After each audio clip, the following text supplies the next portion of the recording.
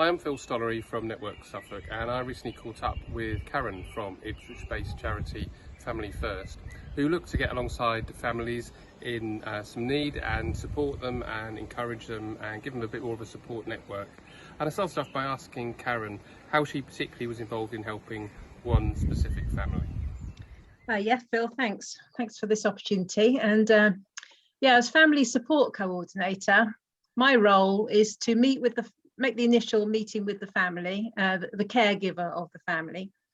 We're interested in the whole family, but we usually meet with the main caregiver, who very often is a single parent. We do have families who are couples as well, but the families, I'll meet with the family for the caregiver for a few weeks, for an hour or so a week, listening to the family story, learning about their needs and assessing how we can help.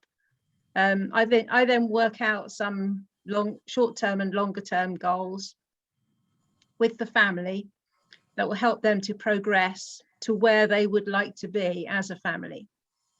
We then match a volunteer and I'll stay available for any queries and support the volunteer, and occasionally I'll go in every 3 months or so. I'll go in and review with the family how things are going. A large part of what a volunteer does is in supportive listening, just gently guiding towards the goals that we've talked about. If they need adapting, then we'll adapt the goals, so they're not rigid, but we want to have something to aim the family towards. Our role isn't necessarily to have all the answers, but to help the main caregiver to find her own answers. Encouragement and affirmation is often what's most needed, just somebody to listen to them and to hear them out. We can give suggestions or tips and maybe add a different perspective. So in your work with the family over the course of the weeks and the months you were working with them, what sort of changes did you notice with them? At first, this mum was very wary of strangers coming into her home. Talking about life problems and feelings, the big challenges the family is going through with a stranger is quite hard.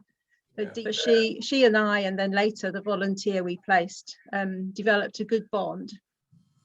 And she did. She opened up and trusted us, and as so often happens, as she opened up and talked and considered different possibilities and suggestions that we had to offer, she recognized her own strengths and found answers and made her way through many challenges that she was facing, as they were facing as a family. They had all sorts of challenging issues that we would find a challenge too.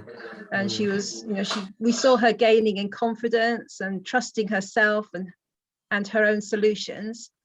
And so that in the midst of what just seemed like overwhelming chaos, she recognized that she was actually nurturing her family through it. And she grew calmer and more affirmed in herself. She steered her family through some really hard places. Now, obviously, Family First are no longer working with her.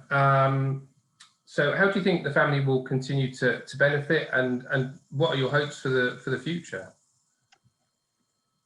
Of course, our hope is that the uplifting and support that we've been able to offer this family will continue and have ongoing and positive effect. The challenges didn't all go away, but the family's coping strategies matured. And I really do think this lovely mum will persevere in trusting herself and continue to feel confident that she does have what it takes to make good choices for her family and to be a positive influencer of her children. Both the volunteer and I felt hugely privileged to be involved with this family. A big step for this family going forward is that mum saw her own need to build connection with a supportive community.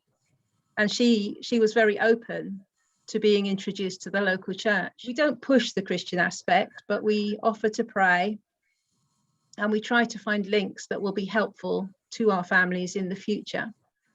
So in introducing this family to the local church, we're really hoping that they'll find themselves surrounded by that natural support and that sense of belonging that people really need, and that being part of a caring community can bring. I know that you, Family First, really are keen to have the local churches involved, and you see that's a key thing really for your work and for the benefit of everyone really. So how can churches in Ipswich and individuals get involved and support you and get involved in your work as well? Yeah, Phil, we really do want to have more links with local churches, and we're always on the lookout for volunteers. People who will be willing to offer a family an hour of their time each week. Training is given, and people are fully supported through their volunteering. I think a lot of people, what they're lacking is just that feeling of community. They have challenges and they feel very isolated from, they're so busy trying to sort out their challenges that they're not able to reach out to people around. So just having the community right on their doorstep is very important. Financial support, of course, is always welcomed. We're a charity and we need to do a lot of our own fundraising to keep going. More about volunteering or supporting in other ways, can find our contact details on our family website. Well, it's amazing to listen to that, and I know that's all condensed down to just a few minutes really. But thanks for your time, Karen. We look forward to catching up with both the mum and also James from the local church as well. So yeah, thanks, Karen. Great, thank you.